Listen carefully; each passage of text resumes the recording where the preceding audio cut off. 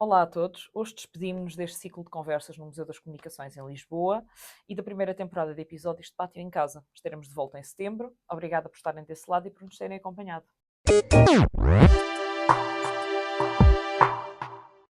Hoje recebemos alguém que passou grande parte da vida a olhar para a arte de vários lugares diferentes, como criador, como observador e como comunicador. Nascido em Coimbra, com a infância passada no Porto e mais tarde residente em Lisboa, Rui Freitas construiu um percurso onde a pintura, a escrita, a música e a comunicação cultural convivem de forma natural. Passou pela Escola Artística António Arroio, estudou pintura no Arco, licenciou-se em Estudos Artísticos e foi desenvolvendo ao longo dos anos uma prática criativa que atravessa diferentes linguagens. Mas para muitos o seu nome está também ligado ao Artes e Contextos, projeto de comunicação cultural independente que dirigiu durante vários anos e através do qual ajudou a divulgar artistas, ideias, projetos de diferentes áreas artísticas. Hoje continua a escrever, a pintar e a refletir sobre a cultura através do diletante, mantendo vivo um olhar atento sobre a criação artística e sobre o mundo. Mais do que falar da obra, interessa-nos perceber como se constrói este percurso entre criação e a comunicação, entre o olhar artístico e a vontade de partilhar com os outros. O teu percurso passa pela pintura, pela escrita, pela música, pela comunicação cultural e até pela informática. Olhando para trás, tinhas uma ideia fixa do que querias vir a fazer ou foi um percurso construído aos poucos até lá chegares? É as duas coisas, porque eu comecei a desenhar muito cedo. Comecei a ter habilidade e a perceber. Aliás, os meus pais e os adultos a perceberem que eu desenhava anormalmente bem, diferente da maioria das crianças. Uhum. E eu percebi, mas isto desde muito miúdo mesmo, muito pequenino. E eu, ao crescer, fui percebendo isso, que desenhava bem. Eu lembro-me de. Há dias estive a falar sobre isto com uma amiga minha, com uma amiga nossa. Eu na escola, por exemplo, nos primeiros anos de escola, eu achava estranho que os outros miúdos desenhassem mal. Eu achava aquilo é porque ou eram preguiçosos ou não estavam-se a marimbar, não queriam saber, e eu ficava chateado de ver maus Técnica desenhos. adquirida. Porquê? Porque eu não me esforçava, as coisas saíam assim. E eu pensava que, até certa altura, não é? Porque depois, claro, fui abrindo os olhos. Eu achava que era por preguiça. Olha, esta rapaziada não desenhou mal, falar, mas desenhou mal, então não podia fazer isto melhor. Pronto, isto só para dizer que foi mesmo de pequenino. E eu, a dada altura, sabia que tinha que, a minha vida tinha que passar por isto. Tinha que desenhar, pintar, que ser criativo. Uh, Muito tarde, só mais tarde é que eu comecei a pensar na vida como artista e uma dada altura, fui alertado pelo meu pai quando comecei a escolher o caminho da escolaridade. O meu pai, uma vez tivemos uma conversa que ele disse-me, e ele sempre apoiou esta minha vertente, os meus pais sempre apoiaram, e o meu pai uma vez disse-me assim, olha, tu podes ser artista, acho muito bem, é o que tu quiseres. Agora, a arte não dá para comprar bifes. Portanto, prepara-te para teres um emprego, uma carreira normal e que te permita subsistir e então dar-te tempo para tu fazeres as tuas coisas. E foi sempre assim que eu fiz. E consegui. Portanto, foi planeado, não foi? Foi as duas coisas. Acho que foi uma evolução natural da minha vida, sem com a felicidade de não ter tido travões. Os meus pais não me sempre facultaram a entrada para as escolas que podiam pagar e que eu queria ir. E pronto, foi assim que eu fui evoluindo.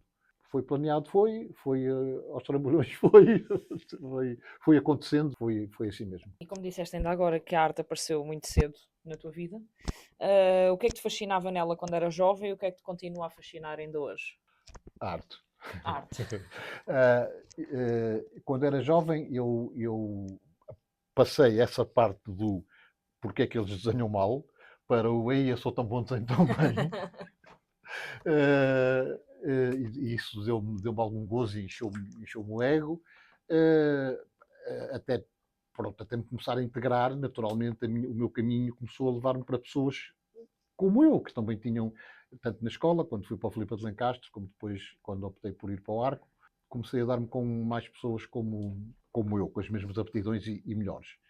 E sempre me senti bem, isso sempre foi bom para mim, o viver a arte sempre foi bom para mim. A um ponto de, com o crescimento, claro, hum, tornar-se necessário, ou seja, eu pinto e escrevo e tenho sempre que fazer alguma coisa. A minha cabeça exige. digamos que a minha melhor forma de comunicação é através da arte. Eu tenho muitas coisas para dizer. Sim. Não sou muito conversador, gosto de conversar, como tu sabes, duas pessoas, tudo bem. Para mim, Exato. mais de três é uma multidão. Não gosto de grupos, de ser o centro das atenções. Gosto de transmitir ideias, gosto de falar com pessoas que discutem ideias e que trocam ideias comigo. E a arte é sempre um ponto interessante. A arte e a filosofia são sempre pontos Uhum. centrais das conversas que eu gosto. E o fascínio é isso. Eu acho que a arte, claro, depois comecei a pensar na arte, a dada altura comecei a pensar na arte do ponto de vista filosófico, até chegar à conclusão que a arte é das melhores coisas que há no mundo. A arte a arte embeleza o mundo. Às vezes enfeia-o de propósito. Esta palavra deve estar em um dicionário qualquer. Enfeia-o. É. Torna-o mais feio de alguma forma, mas como um espelho, não é? Há Uhum. artistas que fazem de espelho, olha lá, que feio que tu és. Mas em geral a arte embeleza o mundo, embeleza a vida das pessoas, torna as pessoas, quando vão a um museu ou quando estão perante uma obra de arte, despem-se mais, ficam mais frágeis, mais abertas ao que as pessoas que têm essa sensibilidade, que felizmente uma grande maioria tem, não é? Quando estão no museu a apreciar obras de arte, há uma parte muito grande que ficou lá fora, uma parte muito grande da personalidade Sim. mais negativa, mais cáustica que ficou lá fora. Ali, perante a arte, as pessoas despem-se um bocado, permitem-se fragilizar para receber o máximo de tudo aquilo. Eu sinto-me, enfim, privilegiado por ser um bocadinho deste veículo, fazer parte deste Exato. veículo. Há uma palavra que utilizas para te definir que desperta alguma curiosidade: o diletante. O que é que significa para ti assumir este adjetivo? O diletante é um adjetivo que classifica pessoas um bocado como eu me classifico, não é? Pessoas observadoras, pessoas que vivem esta vida um bocado à margem, mas não marginalizados, ou seja, do lado do ponto de vista da observação. Eu sou uma pessoa que, felizmente, por circunstâncias não tão agradáveis, mas felizmente não preciso de trabalhar, de ter um patrão para subsistir. E isso dá-me esta possibilidade de viver de certa forma, um ócio. O ócio que os antigos classificavam não como nós hoje classificamos como uma coisa negativa, o ócio, mas o ócio é assim a capacidade esta possibilidade de não fazer nada fazendo, ou seja, não estar obrigado a nada. Na Grécia Antiga, por exemplo, os conceitos o conceito de liberdade de homem livre não era o homem que não era escravo, era o homem que não tinha que responder perante ninguém. Isso é que era liberdade, o homem que não tinha que se submeter a alguém para poder ter forma de viver. E eu acho que é um bocado isso. O diletante é um bocado um misto da vida em ócio e em liberdade, nestes dois sentidos. O diletante é quase um paciente pelo mundo, um caminhante que anda por aí a olhar, a aprender com as coisas, a falar com os passarinhos e com as árvores. E durante muitos anos tu estiveste numa posição entre os artistas e o público através do Artes e Contextos. O que é que significa para ti comunicar a cultura e o que é que procuraste criar quando a fundação do Artes e Contextos? Isso eu senti sempre isso, e tu sabes, trabalhaste comigo muitos anos, eu senti sempre isso como quase uma obrigação de partilhar. Eu, ao mesmo tempo que tinha esse privilégio e tinha uma sensibilidade apurada para captar essas coisas, eu tinha a obrigação de o transmitir a quem não tinha acesso fácil a elas, porque é muito mais fácil as pessoas receberem em casa newsletters com resumos de artigos artísticos que depois escolhem ler ou não, do que andarem à procura disso. E nós facultávamos isso. Tínhamos uma newsletter semanal com os artigos que publicávamos, íamos ter com os artistas para fazer entrevistas, para os divulgar, para que as pessoas os conhecessem. Foi sempre primeiro um prazer estar no meio daquele mundo, viver no meio daquele mundo. E depois uma obrigação que eu sentia de dar, de dar o que tinha, porque nós nunca ganhamos dinheiro, o Artes e Contextos nunca teve qualquer fonte de rendimento, tínhamos os donativos de uns amigos de vez em quando, que não pagavam não pagavam o site, mas pronto, nós pagávamos tudo das nossas carteiras. Porquê? Porque a ideia era mesmo essa, como tu sabes, era dar, era transmitir o máximo possível, sem esperar que ninguém nos desse nada a nós. Queríamos era que as pessoas nos recebessem, nos lessem, ficassem a saber mais coisas.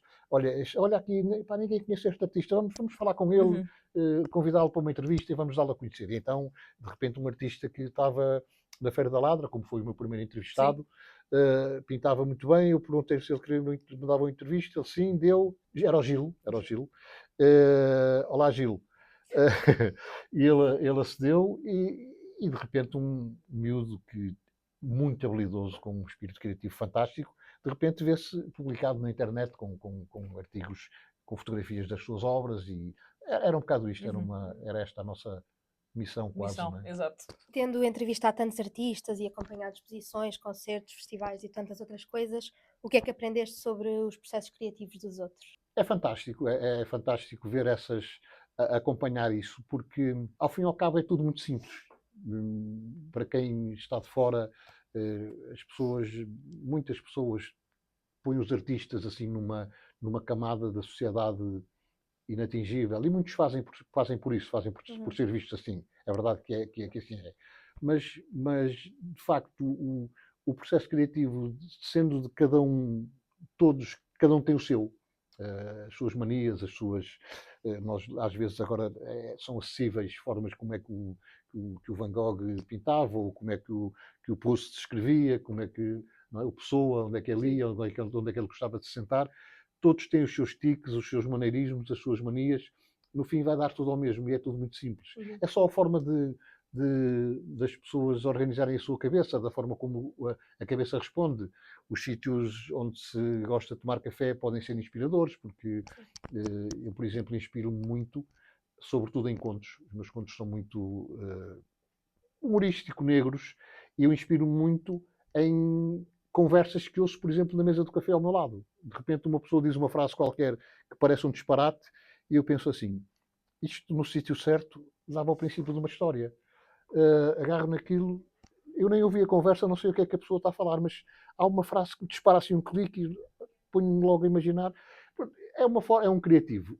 A pintura é muito mais complexo, porque enquanto na escrita o que eu transmito é controlado, digamos assim, é desenhado, por assim dizer. A minha pintura é abstrata, ou seja, é tudo muito mais orgânico, é muito mais visceral. Eu não consigo explicar, nem tento, um quadro meu. Mas é fácil explicar um conto. Como é que ele nasceu, de onde é que veio, onde é que surgiu aquela ideia. É muito fácil, é sempre muito fácil de explicar, porque está tudo muito... A pintura, não consigo. Isto para quê? Para dizer que os processos criativos também dependem muito do que nós estamos a criar. E eu acho que é assim com os artistas todos. O artista que pinta retratos, ou que pinta paisagens, o artista que pinta aguarela, que é uma pintura minuciosa e de cuidado, não pode haver um erro, porque um erro numa aguarela pode estragar tudo. O processo criativo é completamente diferente. Mas é tudo muito simples, está tudo na cabeça da pessoa, e é muito giro conhecer como é que cada um faz. Exato. E isso é muito enriquecedor. Mas se cada um aproveita alguma coisa dos outros, é possível que sim, mas eu acho que é mais por beber do que por estar a pensar, olha, esta maneira é engraçada, porque ninguém consegue decidir como é que vai criar. O processo criativo é muito natural, muito espontâneo. Não é? O Artes e Contextos reuniu colaboradores de áreas muito diferentes e criou uma comunidade à sua volta. Quando olhas para esse projeto, do que é que te orgulhas mais, e quando terminou, como é que viveste essa transição? Orgulho-me de tudo. Orgulho-me de tudo. Nós abrimos a porta a toda a gente que quis colaborar connosco, que tivesse alguma coisa de arte na sua cabeça e na sua vida. Tu foste o exemplo mais duradouro, começaste muito cedo, és das primeiras e foste até ao fim. Sim. Muitas vezes foste a nossa luz, porque eras a mais fresca, a mais... nós até te chamávamos, não era formiguinha, não era? Formiguinha. Parávamos quieta, atropelava sem ideias. Nós estávamos a pensar numa coisa e a Laura já aparecia com mais três a seguir. Foi um orgulho trabalhar com ela. E houve muitas outras pessoas assim, pessoas mais velhas, pessoas mais novas. Houve passagens que foram circunstanciais. Houve uma pessoa que eu percebi ao fim de umas semanas que ela só trabalhou lá para poder pôr no currículo que era jornalista artística, poder pôr no blog, mas a maior parte das pessoas não foi assim. Tivemos pessoas que se entregavam de corpo e alma. E é fantástico, porque hoje em dia arranjar pessoas que queiram despender o seu tempo, entregar-se a alguma coisa, remotamente podemos chamar trabalho, mas de facto o prazer era tanto que só remotamente é que se pode chamar trabalho, não é? Exato. Como dizia alguém, que quando fazes o que gostas não trabalhas um dia na vida, não é? Eh, eh, Arranjar pessoas que se entreguem a isto sem retorno, sem ganhar nada, porque não havia nada. Quando muito fazíamos um almoço ou um jantar, não é? Eu arranjava uns brindes naquelas empresas de Sim. brindes, umas malas, umas coisinhas assim engraçadas para dar à malta, porque era o que se ia arranjando. Foi um orgulho, eu lembro-me das pessoas todas que trabalharam connosco, umas mais velhas, umas mais novas, umas mais disponíveis, outras menos, cada uma com a sua maneira de pensar. Nós, quando nos reuníamos todos, não era muito fácil, mas era sempre uma coisa muito gira, eram sempre conversas muito giras, muito díspares. O acabar tive muita pena porque o Artes e Contextos é um repositório de informação muito interessante, mas eu às tantas começaram a escassear as pessoas que colaboravam, às tantas houve uma altura que já é só eu, o Rui e a Laura, e o esforço começou a ser muito grande. E aí, nessa altura, comecei a sentir a falta de algum retorno. Não era tanto o receber dinheiro, era saber que não estava a falar sozinho. E às vezes era difícil acreditar nisso. Fomos baixando, fomos reduzindo o número de artigos, de atividade, até que paramos. O site ainda ficou 2 anos online, disponível, com a informação toda, e as pessoas foram consultando. Mas eu percebi, a dada altura, que eram as pessoas que já conheciam aquilo, porque no último ano, eu posso dizer, nos últimos 6 meses antes de eu decidir fechar, acabou, não pago mais, porque andava a pagar uma coisa que cheguei à conclusão que não servia para nada, afinal, muito, embora o nosso romantismo quisesse Claro. acreditar no contrário. Estivemos cerca de 6 meses sem uma visita. Então, não serve, não está aqui, só estou a gastar dinheiro. Tive muita pena, mas lembro-me sempre com muito orgulho e com muito gosto do tempo todo que passamos. E sim, seguimos em frente. Exato. Vamos para outra. Vivemos num tempo de informação rápida e consumo constante. Ainda achas que existe espaço para a crítica, para o ensaio e para uma reflexão cultural aprofundada? É uma das questões de hoje, não é? A rapidez com que o mundo troca, com que a atenção se foca e desfoca. Eu acho que há. O mundo está como tem que estar, não é? Porque é assim mesmo, evolui e está no ponto em que está, que é uma fase particularmente de, de tropeções. Acho que a sociedade está muito a experimentar. Estamos num paradigma de experimentação. Há muitas coisas a ultrapassar-nos. Inevitavelmente a inteligência artificial, a própria capacidade de computação para além da inteligência artificial, a forma como que se conseguem produzir imagens. Já não vamos falar dos deepfakes, mas no próprio cinema, os CGI, a forma como se faz um cenário fantástico, em que os atores estão a representar em cima de uma tela verde com umas escadas a fazer de conta que estão a subir uma montanha, não é? Isto está tudo a avançar muito rápido e ainda muito disto, na minha perspectiva, ainda muito disto é experimentalista. Muitas coisas vão cimentar, muitas vão ficar para trás. Eu lembro-me sempre quando a fotografia apareceu, era o fim da pintura, porque a pintura até ali servia para retratar e paisagens ou pessoas, e deixa de fazer sentido. Para que é que vai ser preciso pintar? Os pintores agora já não têm mais nada para fazer. Portanto, eu acho que a humanidade e as sociedades têm conseguido ultrapassar isto de forma imprevisível uns anos antes. Há sempre qualquer coisa. Eu acredito que tudo isto vai dar os seus passos nesse sentido. Como? Nem consigo imaginar. Eu acho que há espaço para a crítica. O problema é, como em tudo, o excesso ou seja, a facilidade com que dizemos tudo e lhe damos credibilidade.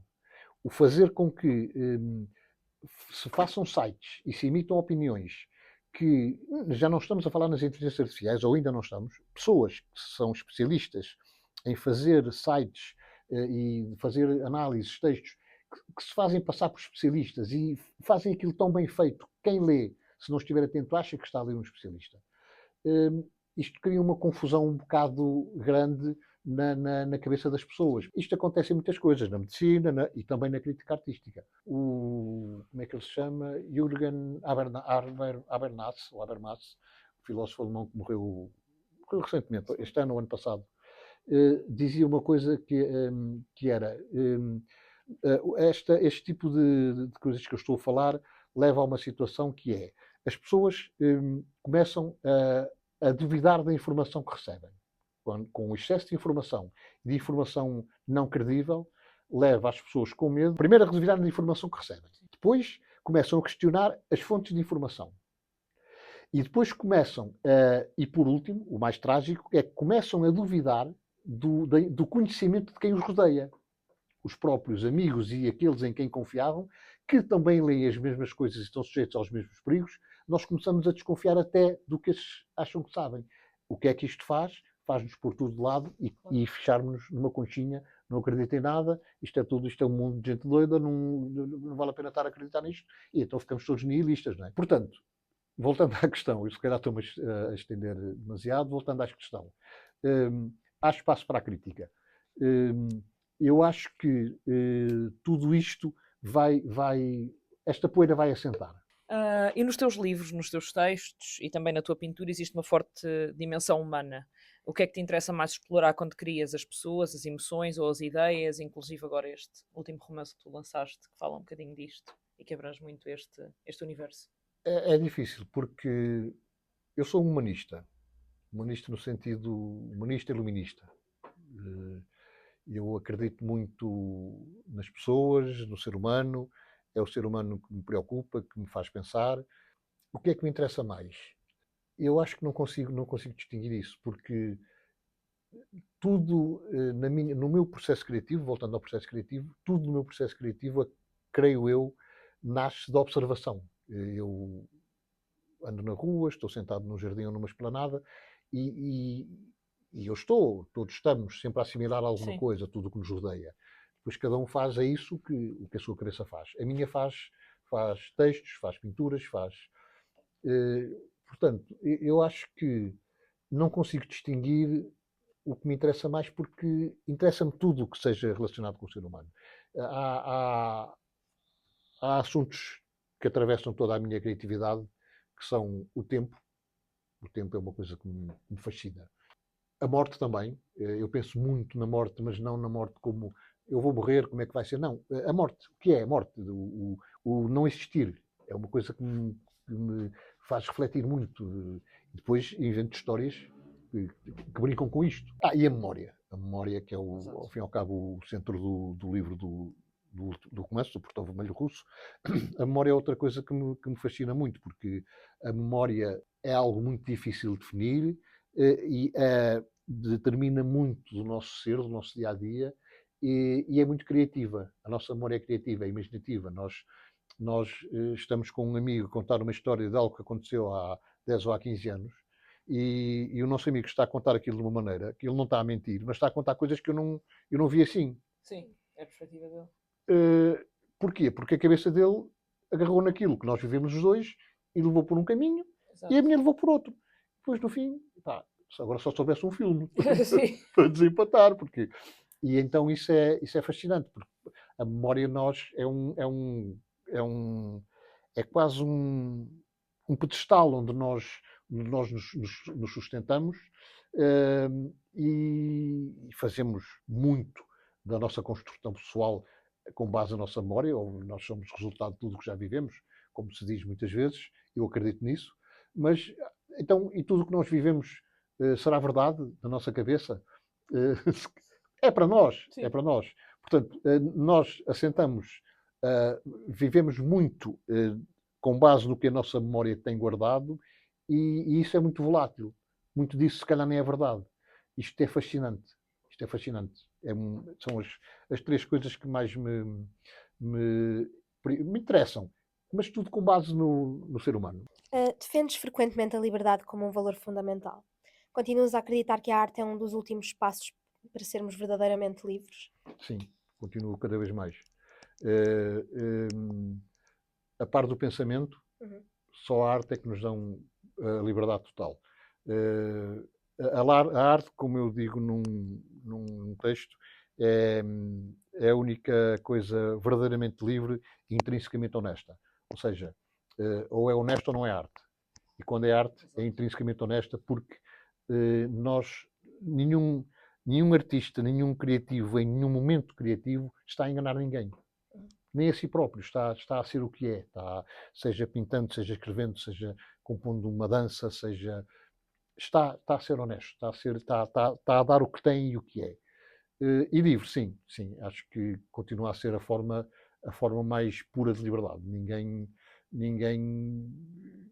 ninguém consegue prender a arte. Não é possível, não é imaginável em filme nenhum, nem no Minority Report, prender a arte ou impedir a arte de acontecer. Não acredito, cada vez mais acredito nisso. E quem trabalha na comunicação cultural faz escolhas todos os dias, portanto, no fundo, daquilo que tu fazias, o que mostrar, o que destacar, o que amplificar, do que falar. Como é que se lida com essa responsabilidade ética nesse processo? É complicado. São opções muitas vezes difíceis. Quando mexe na ética é complexo. Porquê? Porque nós, às tantas, vemos-nos no papel de avaliadores, quase julgadores, quase juízes, para selecionar isto ou aquilo. E é muito difícil, porque eu não me sinto capaz de julgar nada. Sinto-me. Ninguém me pode tirar o direito à minha opinião. Eu tenho o direito da minha opinião e dou-a sempre que eu acho necessário. Emito a minha opinião sempre que acho necessário. Mas julgar não sou capaz. E por vezes, quando num trabalho como nós tínhamos, escolher que artista vamos entrevistar, ou que parte da obra dele que vamos abordar, ou como é que vamos falar desta perspectiva mais sombria ou daquela, às tantas estamos quase a fazer um juízo. Sim. Estamos quase a julgar. E isso é complicado, porque não queremos fazê-lo. Evitá-lo é quase impossível, porque nós não conseguimos deixar de pensar, e o juízo faz parte da nossa orgânica mental, não é? Nós avaliamos tudo que quer o transmitamos a quem nos ouve ou não. Nós avaliamos tudo. Nós avaliamos a maneira como os outros falam, como vestem, como andam, o que pensam, o carro que têm, onde é que moram. Nós estamos sempre a avaliar isto. E a nossa cabeça é comparativa. Estamos sempre a comparar ou connosco, ou com uma pessoa parecida com ela, ou com uma pessoa que mora no mesmo sítio. Quando aplicamos isso para coisas como as opções entre abordar arte ou artistas, é complexo precisamente porque nós não podemos fazer isso de maneira nenhuma. O nosso primeiro jogo é o puxar à sorte. Temos aqui 5 cartas com várias perguntas. Tu vais escolher 3 e vais responder às questões. Vou escolher 3. 1, 2, 3. A primeira questão seria um projeto que te deu mais do que esperavas. O Artes e Contextos. Uma entrevista que nunca esqueceste. Entrevistei artistas e entrevistei pessoas para irem trabalhar para o Artes e Contextos. A entrevista de pessoas que eu mais gostei para ir trabalhar para o Artes e Contextos foi da Laurinha. Ela tinha 17 aninhos e foi com a Isilda, com a mãe. Sentamos-nos no Me&You. Foi uma conversa muito gira. A Isilda acompanhou a filha um bocado a medo que eu levasse a mal, mas eu achei muito bem que ela o tivesse feito. Gostei muito dela e foi uma conversa muito gira. Às tantas envolvemos-la, não é? Estávamos a falar os dois, mas envolvemos-la na conversa, foi uma conversa muito gira. Artistas. Gostei muito do João Sanches. Gostei muito de conversar com ele, é uma pessoa muito franca, muito... Gostamos muito do Álvaro Lato Faria. Também quando o entrevistamos a primeira vez, depois ele acabou por colaborar connosco. Gostei muito de entrevistar o Álvaro, é uma pessoa que tem imenso para contar, um homem que tem uma vida riquíssima, agora faz parte da Academia, agora foi tornado membro da Academia o ano passado, salvo erro. Eu gostei muito do primeiro, o Gil, aquele miúdo que eu falei, convidei na Feira de Ladra, foi o nascimento, o Arte e Contexto estava a nascer. E eu andava com o meu irmão na Feira da Ladra e vimos esse miúdo uma mesinha, com uns desenhinhos pequeninos, fantásticos. Ele desenhava muito bem. E convidei-o, lembrei-me, olha, vou fazer uma entrevista, vamos. Fui lá falar com ele e ele ficou todo contente, sim. Combinamos encontrar-nos no Parque das Nações, numa esplanada, e foi uma conversa muito gira, muito gira. E pronto, é basicamente isso. Eu gostei muito, não houve nenhuma entrevista que eu não tenha gostado. E por fim, um artista que tenha mudado o olhar sobre a arte. Olha, vou dizer dois, posso? Pode sim, senhor. Em termos de pintura, foi o meu primeiro mestre, o José Moga, um pintor fantástico, e que tinha uma... Ele era abstrato. Ele era abstrato e pintava e desenhava fabulosamente bem. Desenhava muito, muito bem mesmo. Aliás, ele teve 20 na disciplina de desenho quando andava a estudar na Escola Superior de Belas Artes do Porto. E era muito bom, ele tinha uma visão da arte em si, da pintura e do desenho fantásticas. Ele era um artista nas moléculas todas dele, nas células todas dele. E em termos de escrita, o James Joyce é talvez a pessoa que mais eu leio como... Eu leio os livros de James Joyce quase como estar a ter uma masterclass. Eu leio com o prazer de ler e acho que aprendo a cada linha que ele escreve. E neste segmento nós pedimos sempre aos nossos convidados que tragam um objeto simbólico para eles. O que é que nos trouxeste? Isto é um romance que fala essencialmente da memória. Resumindo muito rapidamente, é um jovem que perde a memória de uma forma trágica e fica completamente catatónico. É internado numa instituição pelos amigos, ficou sozinho quando isto aconteceu. Foi internado numa instituição onde esteve 3 anos completamente em silêncio, fechado dentro de si próprio. Um amigo de infância escrevia-lhe cartas a contar-lhe, com esperança de o despertar, escrevia-lhe cartas a falar-lhe da sua vida, as férias que passaram, a namorada, a amiga que conheceu, as viagens que fez, as novidades na vila, o que é que aconteceu, porque não sei quem casou, etc. Repetidamente escrevia-lhe cartas que ele não lia, mas uma enfermeira lia para ele e ele guardava numa pastinha. Ao fim de 3 anos, sem se perceber muito bem como, ele despertou, esse jovem, era o Daniel, despertou. Ele despertou, levantou-se, saiu e foi até à estação do comboio e disse ao jovem que estava na estação que ia procurar o Daniel. Ia para a vila procurar o Daniel, ou seja, ele próprio. Conclusão, não é spoiling porque está lá assim. Ele, a partir das cartas do amigo, o Gui, assumiu esse alter ego. Passou a ser o Gui. E então, como sabia que havia um Daniel que não ouvia falar nas cartas, porque as cartas eram dirigidas a ele, não é? Estranhou não saber nada do Daniel há tanto tempo e foi à vila procurar o Daniel. Então chega à vila, vai conviver com os amigos que sabiam quem ele era, e ele, a estranhar não falarem do Daniel, também não queria dizer nada porque achava que alguma coisa estranha se passava, e então anda ali a viver na vila, a viver o passado, a viver memórias, a reconhecer, as pessoas reconheciam, ele reconhecia-as de uma perspectiva diferente, de uma pessoa diferente. Vai andando por ali até que as memórias vão-se reconstruindo até que um dia há uma circunstância fantástica, mas não inverosímil, em que ele apercebe-se de quem é. E não digo mais. Isto aborda, sobretudo, a memória, e a memória, como eu há pouco falava, agora volta tudo ao princípio, a memória como base de identidade. Ele, como perdeu a memória, deixou de ser quem era, não tinha quem era, ou seja, ele passou a ser outra pessoa porque era as memórias de outra pessoa que ele tinha. Ok, agora sim temos o jogo que é a mensagem de voz. Imagina que alguém quer trabalhar na cultura, não necessariamente como artista, mas como editor, comunicador, produtor ou curador. Que mensagem ou que conselho é que gostarias de deixar a essa pessoa? Bom, como artista é um bocado diverso, porque se quiser começar na cultura como artista, ou já é artista ou não vale a pena. E se já é artista e precisa de um conselho, eu diria, não penses, não tenhas amarras, não aceites, vai, faz, abre-te, liberta-te, faz tudo, tudo, tudo. O mundo é teu. O Moga, o meu mestre, porque era abstrato, dizia, nunca penses em frente a uma tela. É uma coisa que eu poderia dizer. Se for crítico, curador, a começar uma carreira e quisesse um conselho meu, eu diria, vai devagarinho, é um mundo cão, o mundo da arte e dos artistas enquanto mundo, enquanto bolha, é muito estranho.